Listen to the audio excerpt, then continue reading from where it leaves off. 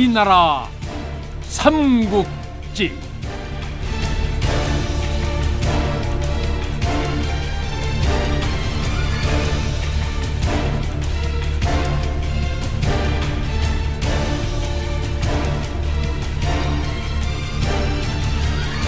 제86부 등조상륙작전.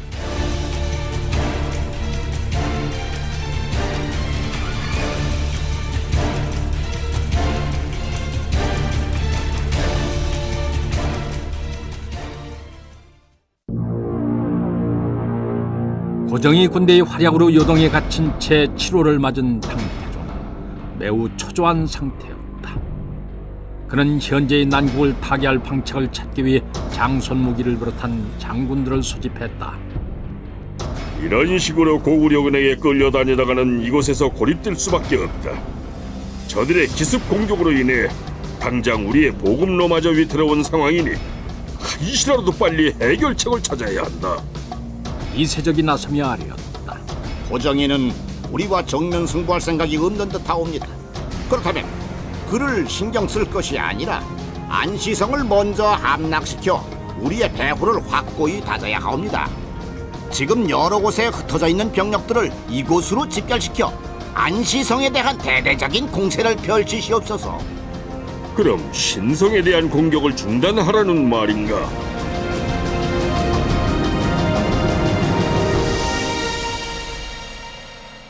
당태종의 물음에 이세적이 고개를 끄덕였다. 신성은 단시일 내에 함락시키기 어렵사옵니다. 강하왕이 비록 뛰어난 장수이기는 하지만 그의 힘만으로는 극복할 수 있는 문제가 아니옵니다. 차라리 강하왕을 이곳으로 불러 안시성을 공략하는 데 일조하게 하는 것이 낫사옵니다. 당태종은 험한 산 위에 있는 안시성을 공격하는 일이 썩 마음에 내키지 않았다. 건안성을 치고 나서 안시성을 치는 것이 낫지 않겠는가? 장손무기가 나서서 말했다. 건안성과 안시성을 모두 함락시킨 후 천산산맥을 넘어야 하옵니다. 그런데 순서를 정해야 한다면 건안성보다는 안시성을 먼저 공격해야 하옵니다. 당태종이 물었다. 왜 안시성을 먼저 공격해야 한다는 것인가? 현재 우리가 보유한 식량은 죄다 요동성에 있사옵니다.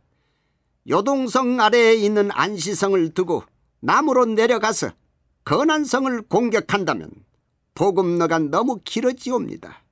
행여 안시성 군사들이 우리의 식량 보급로를 차단하기라도 한다면 큰일이 아니겠사옵니까? 듣고 보니 장손무기의 말도 그럴듯했다. 이세적을 비롯한 장군들도 장손무기의 말에 수긍했다. 하지만 당태종의 생각은 달랐다. 안시성은 대감성보다 험하지는 않았지만 그곳의 성주인 양만추는 매우 뛰어난 자였다.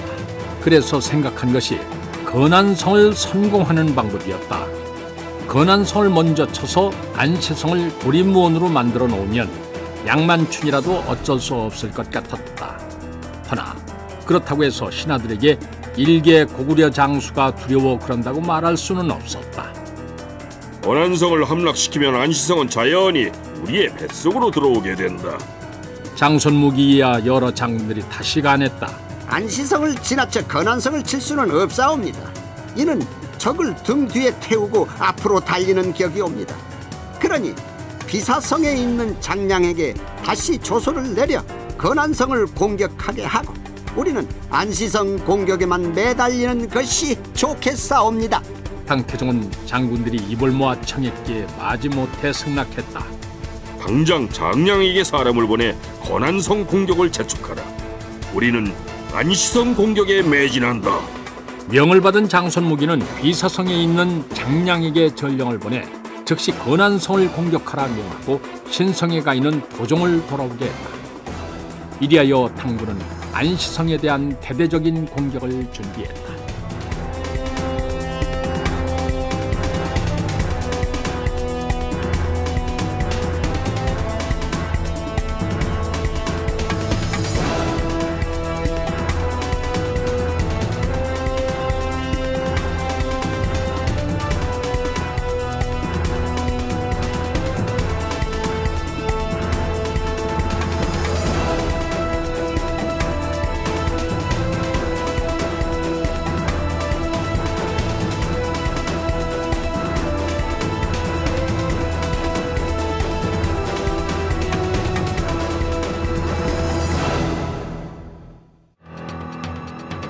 도종이 들어오자 당태종은 안시성 동쪽으로 군사를 집결시키고 도종을 돌격대장으로 삼아 안시성을 공격하게 했다. 안시성의 주변 지형은 보기보다 훨씬 험준했다. 안시성의 군사들은 힘겹게 성벽을 타고 오른 당군들을 향해 쇠뇌를 당기고 바위와 통나무를 굴렸다. 한순간에 수백 명의 당군이 화살에 맞고 바윗돌에 깔려 죽었다. 당군들은 쉴 새 없이 공격을 퍼부었지만 안시성의 군민들이 합심하여 발빠르게 대처했기 때문에 막아낼 수 있었다. 이처럼 안시성이 당군의 파상 공세에도 굳건할 수 있게 만든 장본인은 바로 안시성주 양만춘이었다. 양만춘은 심지가 곧고 배포가 큰 인물로 아랫사람들을 제 몸처럼 아꼈다. 그래서 군민들은 모두 그를 존경하고 따랐다. 당군의 공격을 받으면서도 그들은 양만춘을 믿고 그를 중심으로 한 몸처럼 똘똘 뭉쳐서 일사불란하게 움직였다.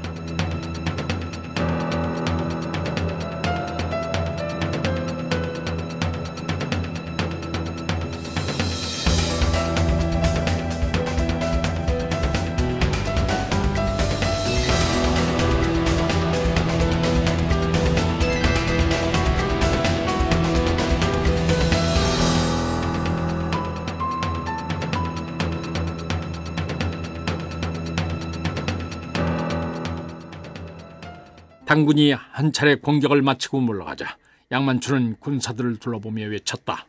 우리의 성은 천의 요해처에 위치했기에 당군이 제 아무리 벌떼처럼 공격해온다 할지라도 막아낼 수 있다. 또한 우리 숫자가 저들에 비해 적지만 모두 대동단결한 데다가 밖에는 평양에서 우리를 구하다러 온 고정의 장군의 부대가 버티고 있다. 언뜻 보기에는 당군이 우리를 공격하는 것처럼 보일지 모르나 사실은 자신의 무덤을 파고 있는 것이다. 길어야 두어 달만 견디면 된다. 곧 요동의 매서운 추위가 닥칠 테니 그때가 되면 저 미련한 당주도 후퇴할 수밖에 없으리라. 양만춘의 연설을 듣고 안시성의 군민들은 환호했다. 부하들의 길을 살린 양만춘은 욕자라는 군사들을 뽑아 성 밖에 포진하고 있는 당군에게 야유를 퍼붓게 했다. 이세민은 나비를 유폐시킨 불효자이다. 이세민은 친형과 동생을 죽인 배륜하다. 이세민의 아비 이연은 수나라를 배신한 역적이다. 당군들은 요택에서 전부 죽으리라. 이를 전해들은 당태종은 불같이 화가 났다. 내가 안시성을 함락시키면 어린애 늙은이 할 것 없이 남자들은 모조리 다 죽여 씨를 말리겠다. 이 말을 전해들은 안시성의 군민들은 더욱더 죽음을 무릅쓰고 싸우게 된다.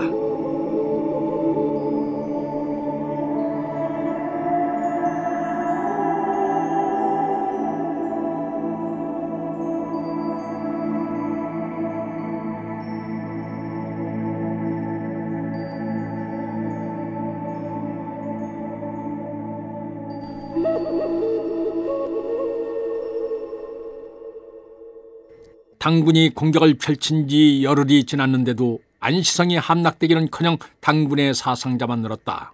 당태종은 도종을 불러 질책했다. 벌써 열흘이 흘렀다. 그런데 안시성은 여전히 굳건하구나. 대관절 넌 무엇을 하고 있었느냐?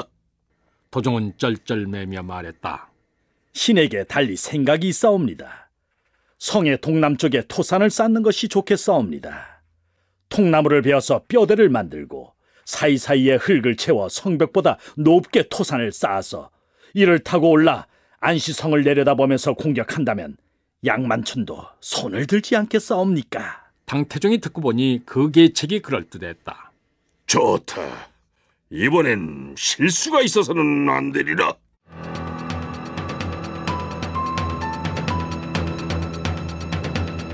다음 날부터 안시성의 동남쪽 성벽 아래서 때 아닌 토목공사가 벌어졌다.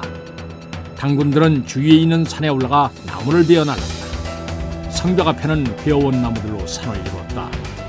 당군들은 아름다리 나무의 곁가지를 쳐서 통나무를 만든 다음 일정한 간격을 두고 땅에 깊숙이 박았다. 그 다음 가는 나무들을 잇대어 통나무 기둥들을 서로 연결시켰다. 열흘도 채 안 되어서 토산의 뼈대 공사가 끝났다.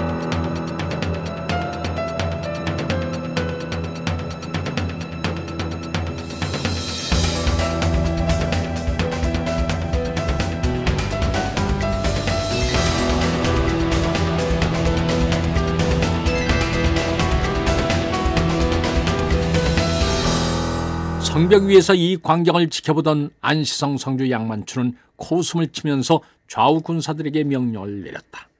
저 도적들이 토산을 만들려고 하는 모양이다. 즉시 염초뭉치를 던지고 불화살을 날려라. 성 위에서 토산의 목조뼈대 위로 염초뭉치가 던져졌다. 곧이어 수백 발의 불화살이 날아들었다. 불화살은 토산의 목조뼈대 주변에 널린 염초뭉치로 떨어졌다. 순식간에 불길이 치솟더니 통나무 기둥들에 옮겨붙었다. 토산 공사를 주의하던 도종은 깜짝 놀라 군사들을 이끌고 달려와서 불을 끄기 시작했다. 그러나 불길은 걷잡을 수 없이 퍼져나갔다.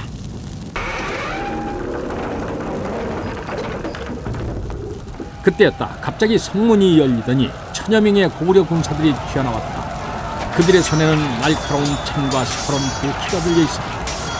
고구려군들은 함성을 지르며 불을 끄느라 바쁜 당군들을 닥치는 대로 찌르게 되었다. 불씨의 습격에 놀란 당군들은 혼비백산하여 도망가게 바빴다. 고구려 군사들은 당군들의 뒤를 쫓아이고 산 밑에서 이 광경을 보고 있던 당태종이 구원군을 보내주지 않았더라면 도종은 목숨을 부지할 수 없었을 것이다. 이날 당군은 약 2,000명 이상의 군사가 죽거나 화상을 입은 대피해를 입었다. 그리고 토산의 목조뼈대가 반 이상 타서 쓸 수 없게 됐다. 이에 당태종은 방식을 바꿨다. 군사를 두 대로 나누어 일대는 안시성의 공격을 퍼붓게 하고 그 사이 나머지 군사들에게 토산을 쌓는 작업을 하게 했던 것이다. 당군은 하루에도 여러 차례 안시성을 공격했다. 그러면서 토산을 서둘러 쌓아갔다. 그런데 토산의 뼈대를 다시 세우면서 불탄 나무를 뽑고 새로운 나무를 박아야 했는데 당태종이 공사를 서두른 바람에 당군들은 이 과정을 생략하고 일을 진행시켰다. 안시성의 고구려 군사들은 성벽을 기어오른 당군을 막아내는 일만도 벅찼기 때문에 토산 쌓는 것을 견제할 수가 없었다. 그 사이에 토산 축조 작업은 순조롭게 진행되어 갔다.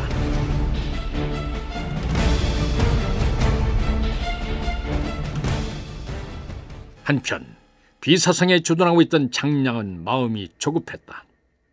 이미 여러 차례 당태종으로부터 건안성을 칠한 명이 떨어졌지만 고구려의 해군이 비사성 앞바다에 자주 출몰했기에 함부로 군사를 움직일 수도 없었다.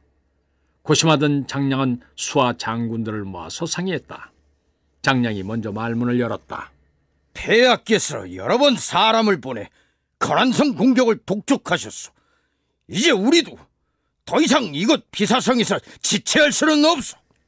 부총관 상하가 말했다. 현재 온사문이 이끄는 고구려 해군의 동향이 심상치가 않습니다. 등주에서 출발하는 우리 식량 수송선이 벌써 여러 번 고구려 해군의 습격을 받지 않았습니까? 만일 우리가 비사성을 비우고 건안성으로 나아간다면 고구려 해군은 기다렸다는 듯이 이곳으로 쳐들어올 것입니다. 이는 단순히 성 하나를 잃는 것이 아니라 제권의 상실을 의미합니다. 그렇지만 어떡하겠소. 폐하의 명이 지엄하니 더는 건안성 공격을 미룰 수가 없소. 장문관이 나섰다. 육로로 건안성을 공격하려면 그곳까지 이르는 길에 위치한 숱한 고구려 산성들을 격파해야 합니다. 그것은 우리의 전력으로 볼 때 무리입니다. 방요태가 방책을 내어놓았다. 장장군 말씀대로 육로로 건안성까지 나아가는 것은 불가능합니다. 그렇다면 배로 해안을 따라 건안성으로 올라갈 수밖에 없습니다. 장량이 예의를 제기했다. 문제는 우리의 주력군이 건안성으로 이동했다는 사실을 온사문이 알게 되면 이 비사성 앞바다는 다시 고구려 해군의 차지가 되리라는 점일세. 장문관이 해결책을 제시했다. 군사를 일부 남겨두고 떠나십시오. 제가 이곳에 남아 성과 항구를 지키겠사옵니다. 비사성은 견고한 성이니 혼신의 힘을 기울여 지킨다면 고구려군이 쳐들어와도 쉽게 빼앗기지는 않을 것입니다. 장량은 그리 안심이 되지는 않았지만 당장은 그 방법밖에 없었다. 그러면 장군에게 이 비사성과 항구를 맡기겠소.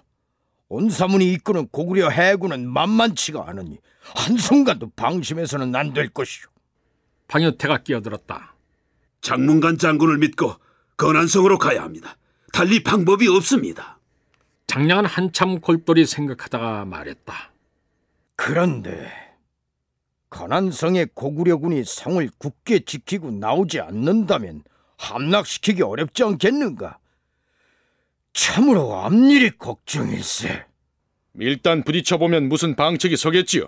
상하는 장량을 위로했지만 그 자신도 그리 믿음이 가지는 않았다. 이리하여 장량은 비사성을 떠나 바닷길을 따라 건안성으로 가기로 했다.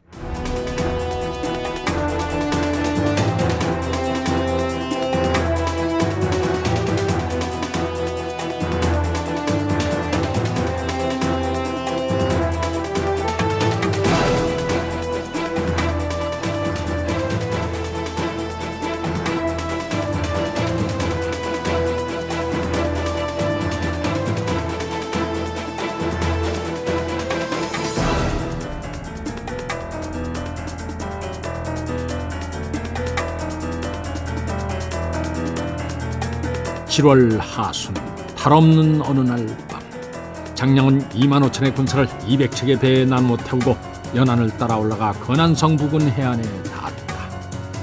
그런데 건안성의 고구려군은 아무런 반응을 보이지 않았다. 아무런 저항도 받지 않고 상륙한 장량의 부대는 내심 고구려군을 깔보게 된다. 장량이 거침없이 건안성 앞에 당도해 보니 성 주변은 쥐죽은 듯이 조용했다. 당의 기동부가 지모가 뛰어난 명장이라더니 모두 헛된 명성이구나. 그저 겁많은 족장부에 지나지 않는구나. 장량의 야유에 주위 장수들도 덩달아 맞장구를 쳤다. 우리가 무서워서 성 안에 들어박혀 있는 모양입니다.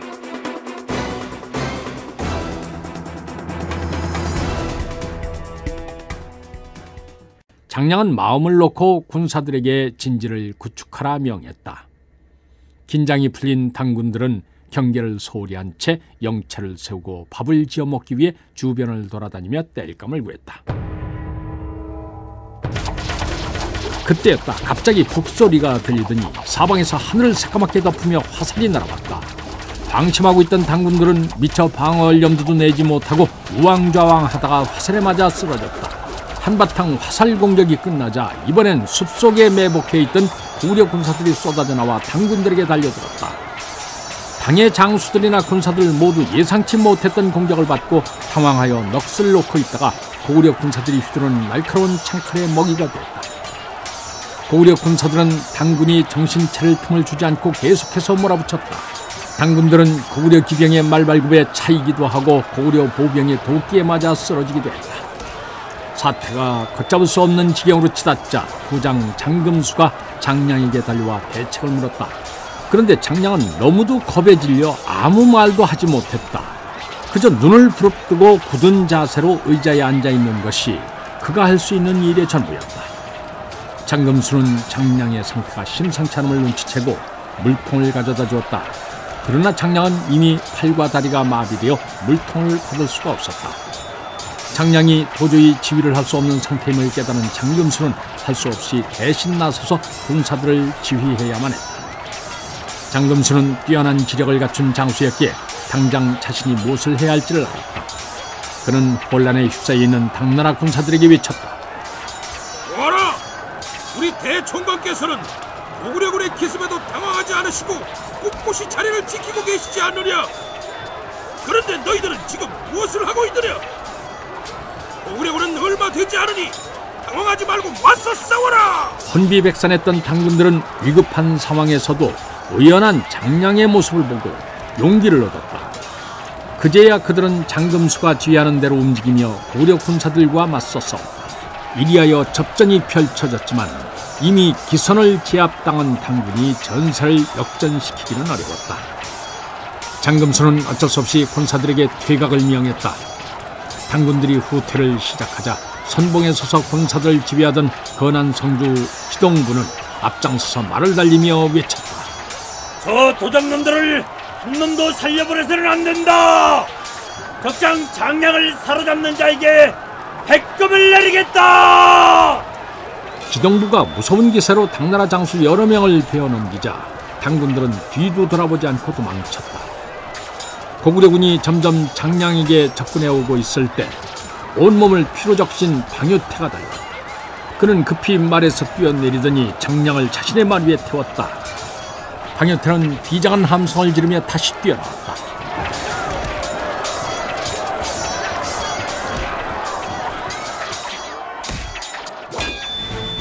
이날 벌어진 전투는 채 몇 시간도 안 되어 고구려군의 일방적인 승리로 끝이 났다. 이 전투에서 당군은 장수만 30명이 죽고 군사 15,000을 잃었지만 고구려군은 겨우 2,000명 정도의 사상자가 났을 뿐이었다.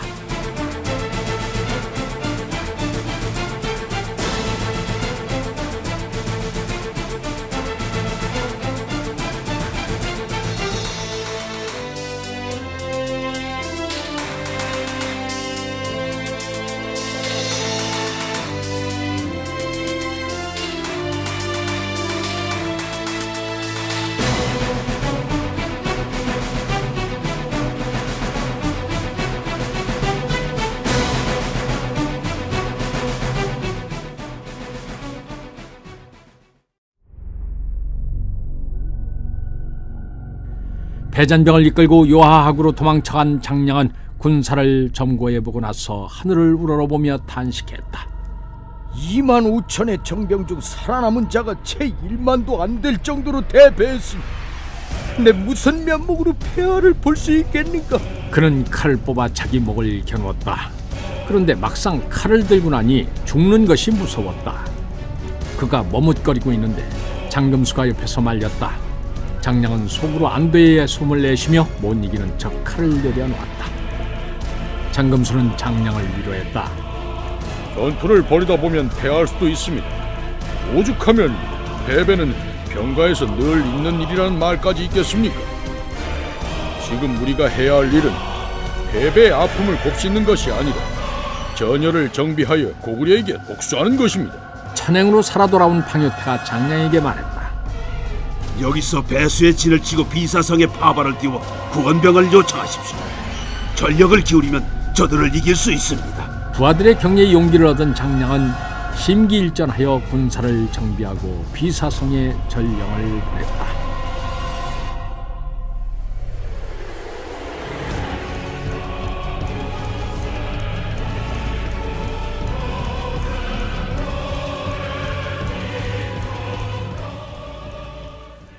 장산군대의 석성도에 자리한 고구려 해군의 본영에는 연일 첩보가 날아들었다. 이를 통해 온사무는 당나라 선단의 움직임을 소상히 꿰뚫어 볼 수 있었다. 온사무는 부장 석조를 불러 의논했다. 아무래도 장량이 건한성을 치러 갔나 보다. 부장 석조가 활기 넘치는 목소리로 말했다. 장량이 비사성을 떠났다면 우리에게는 더없이 좋은 기회입니다. 이 틈을 타서 비사성 앞바다를 탈환해야 합니다. 묘도군도와 산동의 등주에 주둔하고 있는 당군의 전력은 어떠한가? 묘도군도에는 당군의 보급창이 있는데 이를 지키는 군사가 500명 정도 됩니다. 등주에는 전선을 건조하는 대규모 조선소와 해로를 통해 요동으로 보낼 양곡을 보관하는 창고 수십여 채가 있기 때문에 경비가 아주 삼엄합니다. 내외각을 합치면 3,000여 명의 군사가 주둔하고 있다고 합니다. 우리가 당장 동원할 수 있는 전함과 군사의 수는 얼마나 되는가? 현재 압록수 분영에서 지원차 나와 있는 병선 50척을 합하면 함선이 총 500척 정도이고 군사는 15,000입니다. 모든 배에는 사거리를 늘린 쇠뇌가 장착돼 있고 30명까지 태울 수 있습니다. 당선에 비해 규모는 작지만 훨씬 빠른 병선들입니다. 좋다. 그럼 내일 해가 뜨면 당장 출항할 수 있도록 준비하라. 마침 내일 밤이 금음이니 비사성의 당군에게 들키지 않고 해안으로 접근할 수 있을 것이다. 석조도 기분 좋게 동의했다. 그렇습니다. 우리 군사들의 실력이라면 아무리 짙은 어둠이라도 극복할 수 있습니다. 이번에 우리가 비사성 앞바다만 되찾을 수 있다면 당군의 해로를 통한 보급을 차단할 수 있을 것입니다. 온사문이 주위를 둘러보더니 말소리를 낮추었다. 비사성 앞바다를 점령하고 나면 곧바로 등주로 나갈 것이네. 준비는 잘 돼 있겠지? 바다 건너 산동 반대에 위치한 등주를 치겠다는 뜻이었다.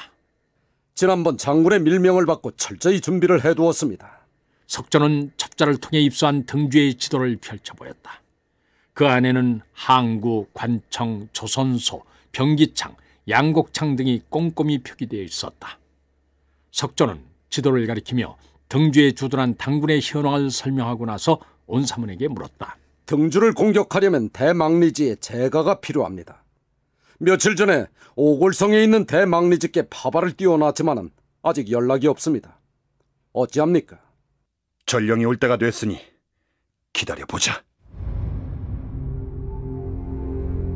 온사문이 석조를 내보내고 난 뒤에 얼마 지나지 않아 연개소문에게 갔던 전령이 돌아왔다.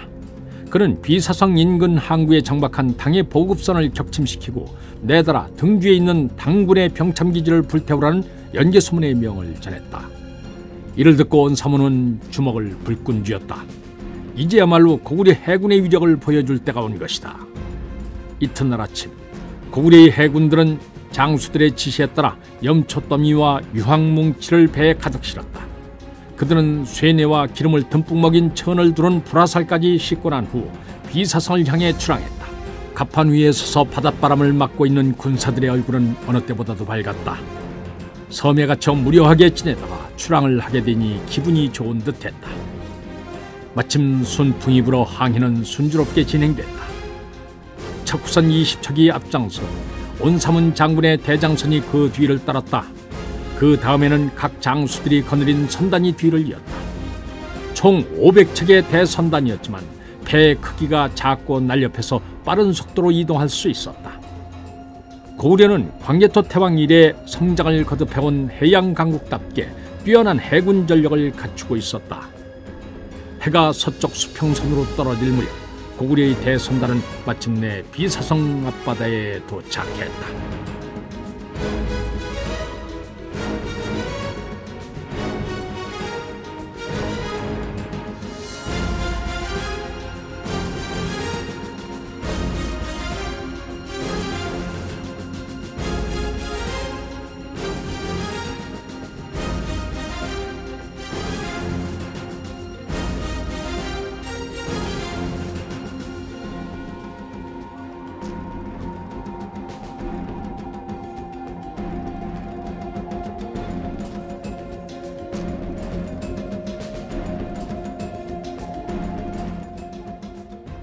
비사성에서는 장문간의 주도 아래 등주에서 양곡을 운반해온 장문호의 노고를 위로하기 위한 연회가 벌어지고 있었다. 장문호는 장문간의 종제로 그의 신임을 받고 있었다.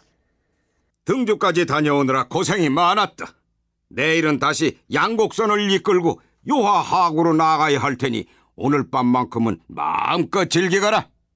임유관부터 요하에 이르는 길 곳곳에서 출현하는 고구려 유격대로 인해 육로로의 보급이 어려워진 상황에서 해로를 토한 보급은 무엇보다도 중요했다. 장문호는 그 가운데서도 중책을 맡았는데 등주에서 양곡선을 인솔하여 요하 하구까지 가서 당군에게 식량을 전하는 일이었다. 저는 다시 항구로 돌아가 봐야겠습니다. 아무래도 배를 떠나 있으니 안심이 안 됩니다. 혹시 고구려의 함선이라도 나타나면 어찌합니까? 장문호가 불안해하자 장문관은 호탕하게 웃으며 놀렸다. 왜 이리 겁이 많으냐? 오늘같이 캄캄한 밤에 고구려 해군인들 항해를 하고 싶었겠느냐? 걱정이 그리 많아서야 원 무슨 큰일을 할 수 있겠느냐? 장문관은 자신의 배포가 크다는 것을 자랑이라도 하려는 듯 종제를 주저앉힌 후 술잔에 술을 가득 따라주었다. 장문호는 종형이 강권하니 마지못해 술을 들이켰다. 술이라면 사족을 못 서는 장문호에게 술기운이 퍼지자 보급선단에 대한 걱정을 잊었다. 장문관은 장문호가 자신의 뜻을 따르자 기분이 좋아져서 큰 소리를 쳤다. 내가 이곳을 지키고 있는 한 고구려 군사들은 얼씬할 엄두조차 내지 못할 것이다. 취기가 적당히 오른 장문호는 연신 고개를 끄덕이며 종형에게 동의의 뜻을 표했다. 연회의 분위기가 무르익자 장문관은 호로로 잡은 고구려의 악공들을 불러 검은고를 연주하게 했다. 장문관은 비사성에 도착하여 처음 검은고 연주를 들은 이후로 그 가락에 빠져 있었다. 그가 지금껏 들었던 7연금의 가락과는 비교가 안 될 정도로 깊고 웅장했다. 검은고 소리와 함께 연회의 분위기도 고조되어 갔다.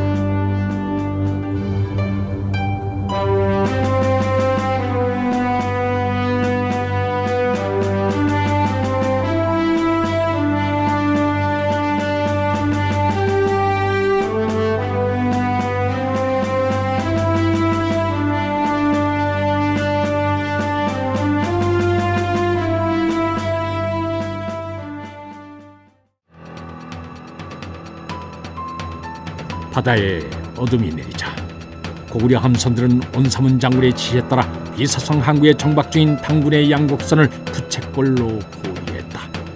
배에 머물러 있던 당군들은 총관 장문호가 비사성으로 들어간 뒤 밤이 되어도 돌아오지 않자 긴장이 풀어져 선원들과 함께 술판을 벌고 있었다. 금은밤인지라 사방은 한치 앞을 알아보기 힘들 정도로 어두웠다. 고구려의 전함들은 소리 없이 포위망을 좁혀갔다. 드디어 고구려 해군 수장인 온사문 장군의 대장선에서 세 발의 불화살이 어둠을 뚫고 하늘을 날았다.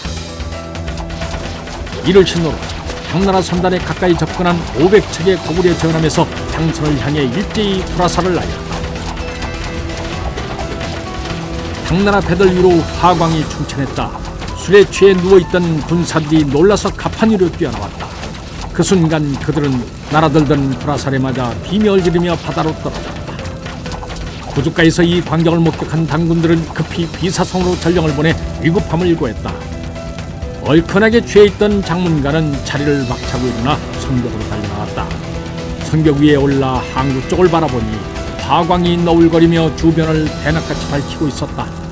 풍류객이 본다면 한 폭의 그림처럼 아름답다고 할 만한 광경이었다. 하지만 장문관은 이를 보고 다리가 사시나무 떨리듯 후들거렸다. 간신히 정신을 가다듬은 장문관은 뒤따라온 장문호를 돌아보며 명했다. 당장 군사 3천을 이끌고 가서 식량 수송선을 구하라. 장문호의 얼굴은 서색이고 있었다. 만일 자신이 책임지고 있는 식량 수송선을 모두 잃는다면 목숨조차 부지하기 어려울 것이다. 장문호는 장수들과 함께 군사를 이끌고 불이 나게 항구로 내달았다. 항구 부두가에 도착해보니 벌써 당나라의 수송선 300척 중 절반 이상이 전소된 후였다. 장문호는 발을 동동 구르는 것 말고는 아무것도 할 것이 없었다. 장문호는 수송선을 구하겠다는 생각을 접고 상륙해올 고구려 군사들을 막기 위해 부두가 언덕에 진을 쳤다. 그러나 고구려 해군들은 상륙하지 않고 남아있는 당선을 불태우는 데만 열중했다. 이렇게 고구려군의 화공은 다음 날 아침까지 이어졌다.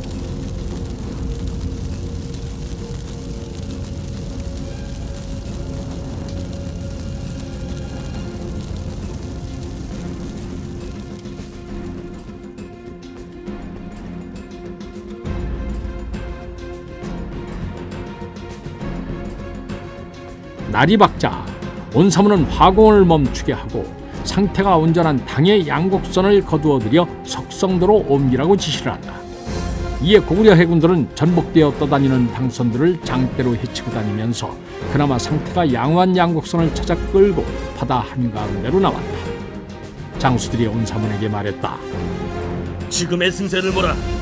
비사성을 공격하는 것이 어떨까요? 온사문도 내심 그러고 싶었지만 그에게는 다른 임무가 있었다. 당군의 보급선을 불태웠으니 상륙해서 항구를 장악하면 된다. 그 일이 끝나면 등주를 향할 것이다. 우리의 다음 임무는 등주의 병참기지를 파괴하는 것이다. 우리가 임무를 성공적으로 완수한다면 당군의 보급은 큰 타격을 받게 되리라. 명령이 떨어지자 고구려 해군은 항구를 장악하기 위해 상륙작전을 감행했다.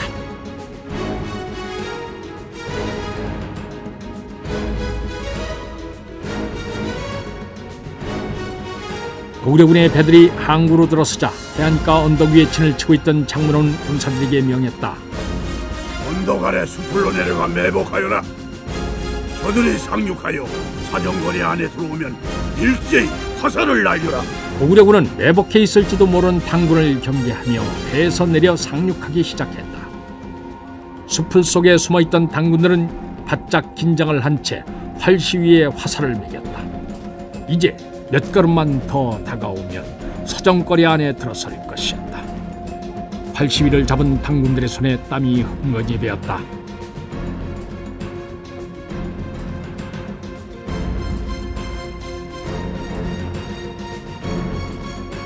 긴장감으로 숨이 막힐 것 같은 순간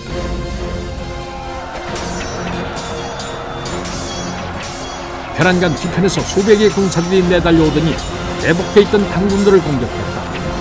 예상치 못했던 기습을 받은 당군들은 저항조차 제대로 해보지 못하고 죽임을 당했다. 가까스로 살아남은 자들은 숯불에서 뛰쳐나와 해안으로 달렸다. 주위를 살피며 전전하던 고구려 군사들이 이들을 그대로 놓아둘리 없어 고구려 군들은 겁에 질려 뛰어오는 당군들을 힘들이지 않고 도륙해 나갔다. 고구려 장수 석조는 당군들을 소탕하며 나아가다가 이들을 추격해오던 일대 군사들과 마주쳤다. 차림을 보아하니 고구려의 군사들이었다.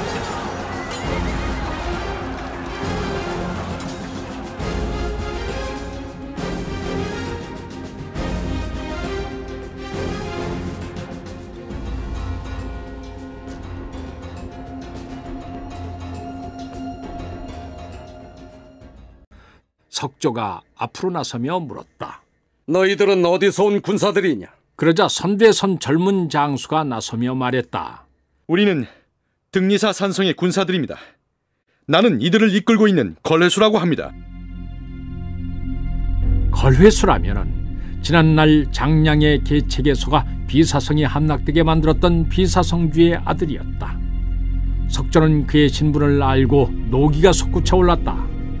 너의 무모한 행동으로 인해 이 나라가 얼마나 큰 화를 입었는지 아느냐? 그런데 무슨 낯으로 이곳에 나타났니? 걸회수는 비장한 어조로 대답했다.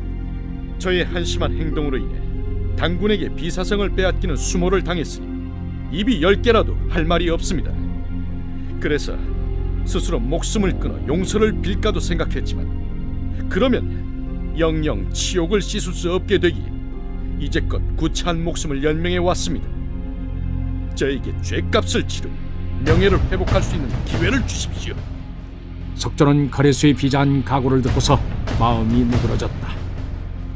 그대에게 기회를 줄지는 우리 장군께서 결정하실 문제다. 나와 함께 온사문 장군을 뵈러 가자. 이렇게 하여 비사성 항구를 장악한 석조는 군사들을 그곳에 조준시킨 후 걸회수를 데리고 대장성으로 돌아갔다.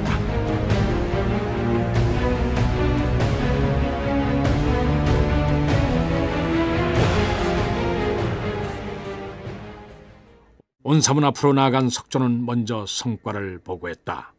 이번 전투에서 우리는 당군의 수송선 대부분을 불사르고 비사성 항구를 점령하였습니다. 아군의 피해는 미미한 수준입니다. 온사문은 만족스럽게 웃으며 말했다. 당군의 저항이 심하지 않았나 보구나. 석조가 눈치를 보더니 조심스럽게 말했다. 당군의 매복이 있는 줄을 모르고 해안으로 상륙하다가 기습을 당할 뻔했지만 다행히 우군이 도와서 위기를 넘길 수 있었습니다. 우군이라니? 그렇다면 이 부근에 아군이 주둔하고 있었단 말이냐? 온사문이 의아하여 묻자 석조가 머뭇거리며 말했다. 등리사 산성의 군대였습니다. 그런데 그들의 우두머리가 바로 비사성주 걸사비의 아들인 걸회수였습니다. 그가 아직 살아있었더란 말이냐? 온사문은 걸사비와 절친한 사이였기에 그의 아들인 걸회수가 살아있다는 말을 듣고 기뻤다. 지금 어디에 있느냐? 이리 데리고 오너라. 석조가 선실받게 되고 걸회수를 들이라 외쳤다. 그러자 잠시 후 걸회수가 긴장한 얼굴로 들어갔다. 장군, 그동안 무고하셨습니까? 불초소생 걸회수, 나 두껍게도 이리 찾아뵈옵니다. 걸회수는 모진 시련과 번민을 겪어서 그런지 몰라보게 의젓해져 있었다. 그래, 그동안 어찌 지냈느냐? 온사문은 걸회수를 보니 그의 돌아간 아버지가 생각나서 눈시울이 붉어졌다. 당군에게 기습을 당한 후 비사성을 떠나 등리사 산성으로 도망쳤습니다. 그곳에 성주께서 이 몸을 가엾게 여기시고 수하로 거두어 주셨기에 이때까지 몸을 의탁하고 있었습니다.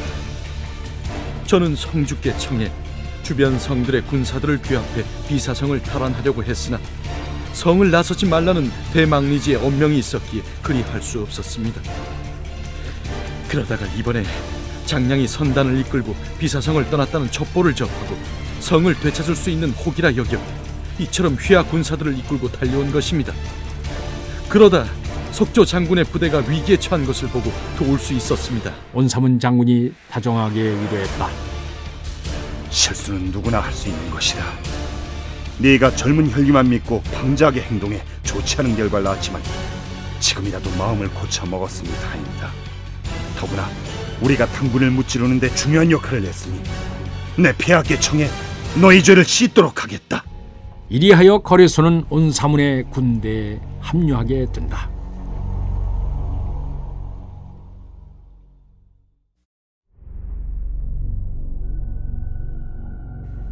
장문관이 비사성을 굳게 지키고 나서지 않자 온사문은 항구에 수비군을 주둔시킨 후에 출항을 명령했다. 고구려 해군은 비사성 앞바다를 떠나 등주를 향해 항해를 거듭했다. 그래서 이틀째 되는 날 밤에 등주 앞바다에 도착할 수 있었다. 이날따라 등주 연안에는 안개가 짙게 깔려 있었다. 석조가 이끄는 선봉부대는 등주만으로 접근해갔다. 당나라 초계정이 간간히 돌아다녔지만 칠흑 같은 어둠 속에서 이들을 발견하기는 어려웠다. 석조의 선단은 무사히 감시망을 뚫고 해안에 도착할 수 있었다. 석조는 상륙하자마자 군사들을 이끌고 병기창으로 달렸다. 이곳이 오늘 밤 그가 불태워야 할 목표였다. 주변은 동굴처럼 어둡고 쥐죽은 듯이 고요했다. 길 안내를 맡은 당나라 포로가 양곡창의 위치를 가리켰다. 양곡창은 약 300평쯤 되는 규모의 창고 10여 채로 이루어져 있었다.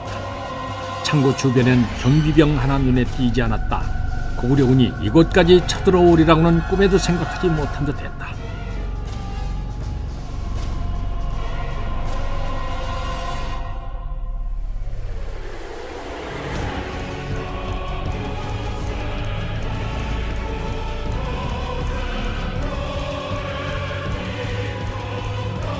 석조는 자신의 뒤를 따르던 거래소에게 지시했다.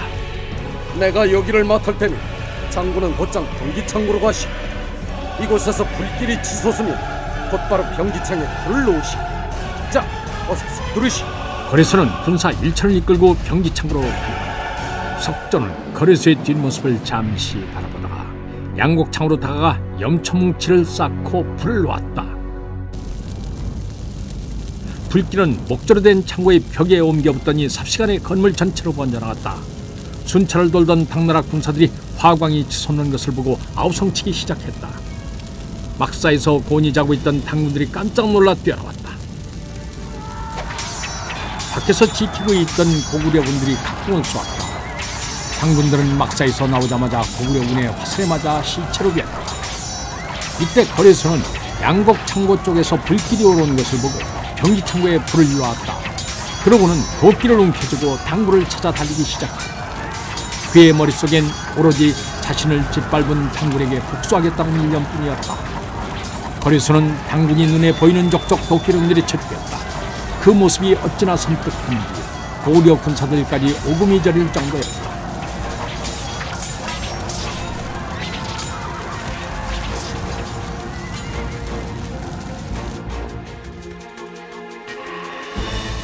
한편 등주 앞바다에 정박해 있던 온사문 장군은 육지에서 불길이 이는 것을 보고 명령을 내렸다. 당선들을 격침시켜라! 고구려 전함들은 일제히 진격해서 우주에 정박하고 있던 당선들에게 화공을 줬다. 당선들은 고구려군의 불화살 세를 받고 하나둘씩 불에 타서 침몰했다. 산동반도 등주 앞바다에서 때아닌 화려한 불꽃놀이가 벌어졌다. 출항 준비를 마치고 배에서 잠들어 있던 당군들은 불길을 피해 바다로 뛰어들었다. 이들 중 수영에 능한 자들은 해안가로 헤엄쳐올 수 있었지만 이들 역시 고구려군의 공격으로부터 벗어날 수 없었다. 이들은 무태 올라 한숨을 돌리기도 전에 고구려군이 쏜 화살에 맞아 쓰러졌다. 온사문은 항구를 장악하고 난 후 석광도 성주에게 신호를 보냈다. 석광도 성주는 휘하의 선단을 지휘하여 해안으로 접근한 후에 군사들을 이끌고 상륙했다. 그들은 땅에 발을 디디자마자 전속력으로 조선소를 향해 달렸다. 가는 도중에 335 떼를 지어 도망치는 당군들의 모습이 보였지만 고구려 군사들은 이들을 거들떠보지도 않고 더욱 속도를 높였다. 등주의 조선소는 한 번에 수십 척의 배를 건조할 수 있을 정도로 규모가 컸다. 석광도 성주가 조선소에 당도했을 때는 경비병과 장인 그리고 인부들이 모두 달아났기에 이 거대한 건물에서 인적을 찾을 수 없었다. 곳곳에 배들만이 덩그러니 자리를 차지하고 있었다. 석광도 성주는 조선소 곳곳에 불을 놓게 했다. 불길은 목조 건물과 배들을 순식간에 집어삼켰다. 마치 산불이라도 난 듯이 화광이 충천하여 주변이 대낮처럼 밝았다. 온사무는 조선소가 불타는 것을 본 후에야 해안에 상륙했다.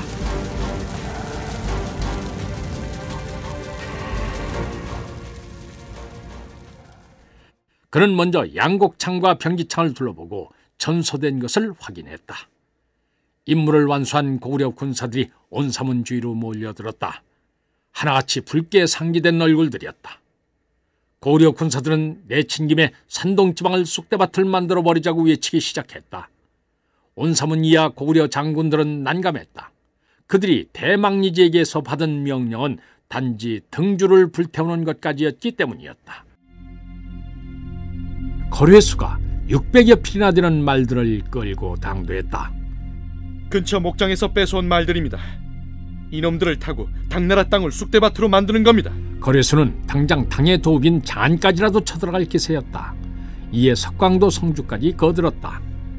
당군의 주력은 전부 요동에 나가 있기 때문에 이 지역은 무주공산이나 마찬가지입니다. 우리의 병력만으로도 충분히 승산이 있습니다. 석조가 반대하고 나섰다. 거래수가 반박하고 나섰다. 내주의 당군이 정예라고 하지만 대부분 원정군에 차출되었기 때문에 그 수가 그리 많지 않습니다. 그리고 상부에서 명령이 내려오기 전까지 함부로 움직이지 못할 테니 우리에게는 주변을 공략할 충분한 시간이 있습니다. 온사문이 곰곰이 생각해보니 거래수의 말이 옳았다.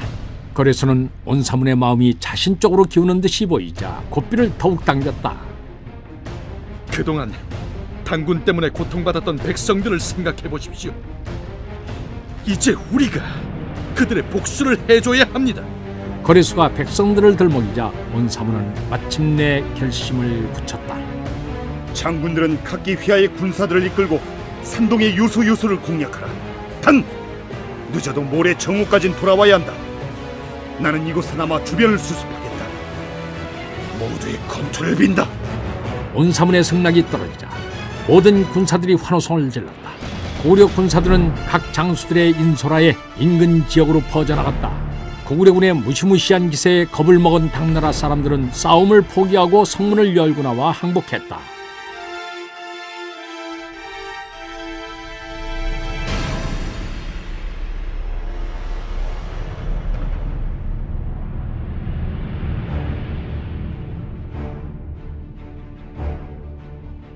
그로부터 사흘간 산동지방을 누비며 고구려의 위용을 드높인 군사들은 많은 전리품을 가지고 온사문이 기다리고 있는 등주로 돌아왔다. 온사문은 이들을 규합하여 배에 태우고 묘도 군도로 향했다. 이번 고구려 해군의 원정으로 인해 등주를 비롯한 산동지역은 한동안 재건이 힘들 정도로 초토화됐다.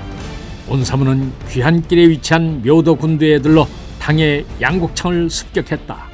수많은 양곡을 얻은 고구려군은 휘파람을 불며 석성도로 가는 뱃길에 올랐다.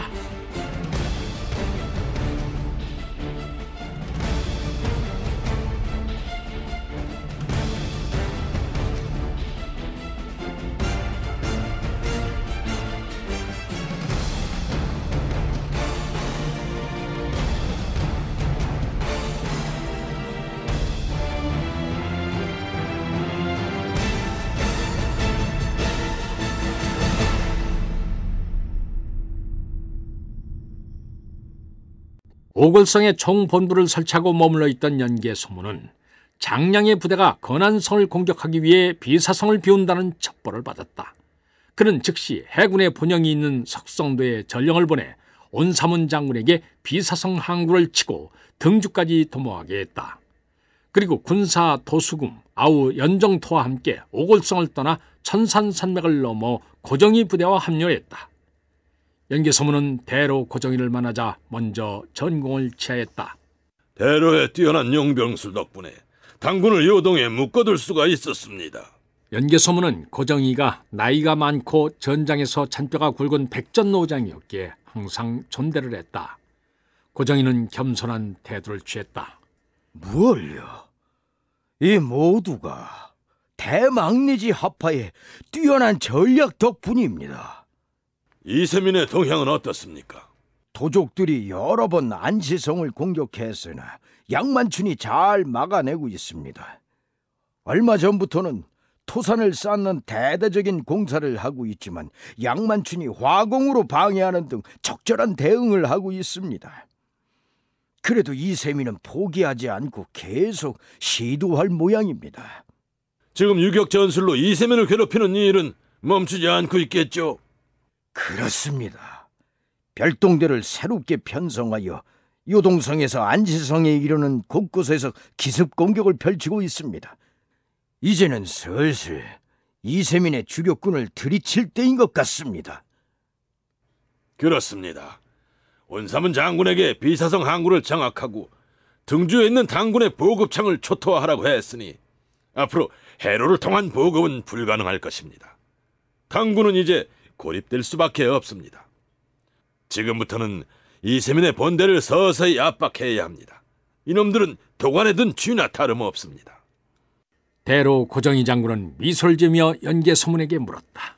일전에 철륵 쪽의 나라인 설현타에 오종루를 사신으로 보냈지 않습니까? 혹시 무슨 소식이라도 있었습니까? 설현타는 요서 땅 북서쪽 초원지대에서 유목을 하는 부족들 중에 하나였는데 초기에는 당과 합세해 동돌궐을 무너뜨리기도 했다. 그런데 당이 다시 동돌궐을 받아들이면서 그들을 적대시하게 됐다. 설현타의 수장은 진주가한이었는데 진주가한이 죽고 적자인 발작이 왕위를 계승하여 담이가한이 됐다. 그는 용맹이 있어서 천하에 누구도 따를 자가 없었다. 게다가 휘하의 기병들이 20만에 이를 정도로 그 세기가 막강했다. 설현타의 힘을 인정한 연개소문은 당을 목표로 한 외교적인 포위 전략의 일환으로 설현타와 공수동맹을 맺고 당에 대한 대항 세력으로 키우고 있었다.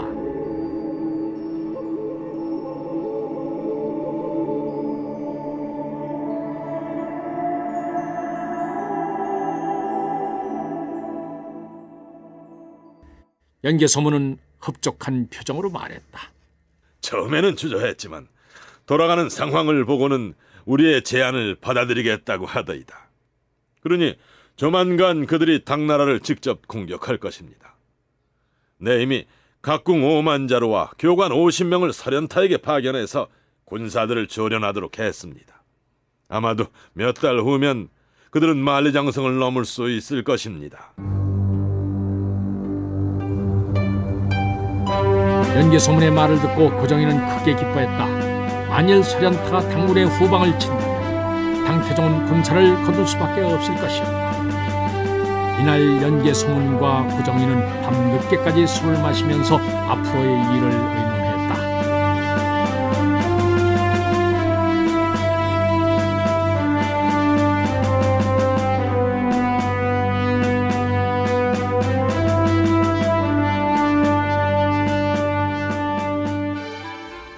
이튿날 아침 건안성에서 장량의 군대를 격파했다는 낭보가 날아왔다. 연개소문은 군사 도수금과 함께 고정희의 막사를 찾았다. 이때는 고정희도 이미 건안성 승리의 소식을 듣고 있었다. 군사 도수금이 기쁜 얼굴로 말을 꺼냈다. 건안성 성주 기동부 장군이 장량 부대를 대파했으니 어찌 아니 기쁜 일이겠습니까? 고정희도 기뻐하기는 마찬가지였다. 역시 기동부 장군은 뛰어난 장수입니다. 장량이라면 당주 이세민의 오른팔이나 진배 없는 자인데 그처럼 혼쭐을 내줬으니 참으로 통쾌한 일입니다. 도수금이 말했다. 이제 우리가 건안성으로 군대를 보내야 할 때인 것 같습니다. 성세를 타고 몰아붙이면 장량 부대는 요하를 건너 후퇴할 수밖에 없을 것입니다. 고정희가 잠시 생각하더니 말했다. 당주 이세민에게도 건안성 전투 소식이 전해졌을 것입니다. 이세민은 과연 어떻게 나올까요? 그제야 연개소문이 입을 열었다. 아마도 지원군을 파견하지 않겠습니까? 장량이 요하의 배순을 쳤다고 하니 분명 이세민이나 비사성의 장문관에게 지원을 바라고 있을 것입니다. 연개소문은 여기에서 말을 끊고 도수금을 바라보며 물었다. 비사성 항구를 공격하러 간 온사문 장군에게서는 아직 소식이 없습니까? 도수금이 대답했다. 아마 오늘이나 내일 중으로 소식이 올 겁니다. 틀림없이 임무를 완수했을 것입니다. 때마침 온사문이 보낸 전령이 당도했다. 온사문이 해군을 이끌고 비사성 항구에 가서 정박하고 있던 당선 500척을 격침시키고 비사성에서 지원 나온 3,000의 당군을 전부 섬멸했다는 보고였다. 더불어 비사성주의 아들 거류회수의 공이 소상히 전해졌다. 주위에 있던 장수들은 환호성을 질렀다. 뒤늦게 승전의 소식을 들은 고구려 군사들도 열광적으로 기뻐했다.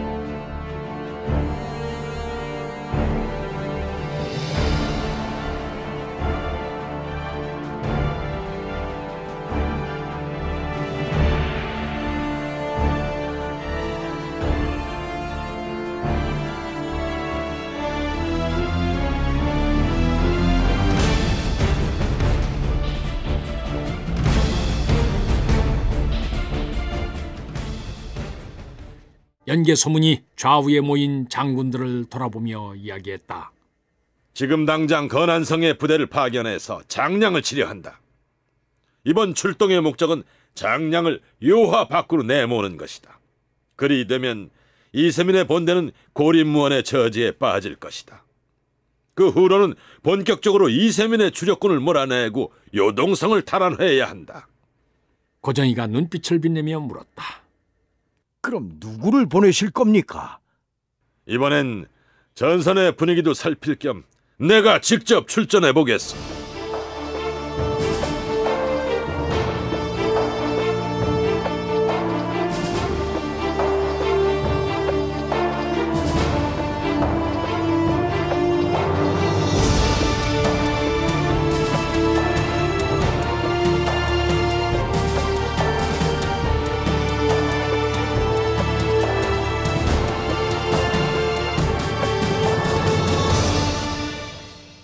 한편 안시성 주위에 진을 치고 있던 당태종은 건안성과 비사성에서 연이어 날아오는 패전 소식에 큰 충격을 받는다. 한동안 침묵하고 있던 당태종은 한숨을 쉬며 말했다. 큰일 났구나. 비사성에 정박하고 있던 양곡선이 불타버렸다면 이는 보급의 치명적인 타격이다. 그런데다가 못난 장량은 건안성을 함락시키기는커녕 대패하고 물러나 요하 하구에 배수진을 쳤다고 하니 참으로 한심하구나. 누구 하나 감히 말을 꺼내는 자가 없었다.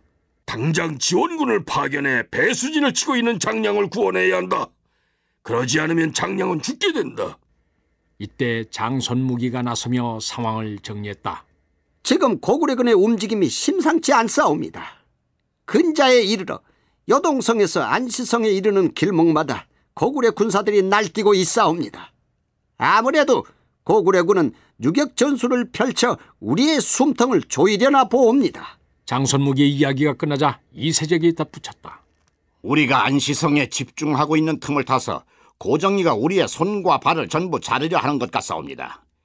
이미 임유관에서 요하에 이르는 길은 고구려군의 잦은 출현으로 폐쇄된 것이나 마찬가지입니다. 이로 인해 군량의 수송이 매우 어려워졌사옵니다. 게다가 해로까지 막힌다면 우리는 꼼짝없이 외부와 단절된 채 이곳에 갇히는 신세가 될 것입니다.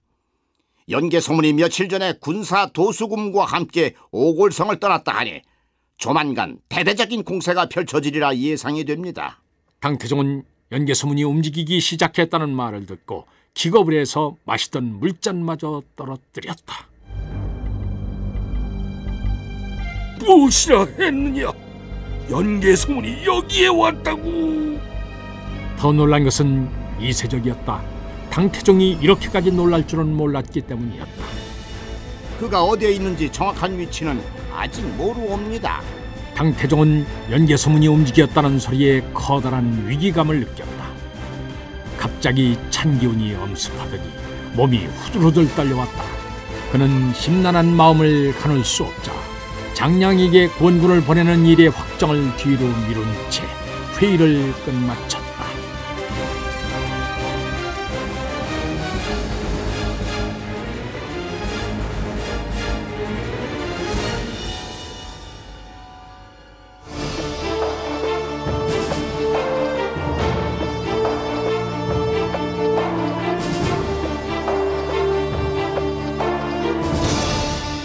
출연 박상일, 이완호, 황원, 권혁수, 탁원재, 황윤걸, 송두석, 이윤선, 김태웅, 권영훈, 문관일, 곽윤상, 원호서, 이성훈, 김명수, 이장원. 해설 김종성. 음악 이춘화. 효과 엄기혁. 기술 서교식. 총진행 유만준.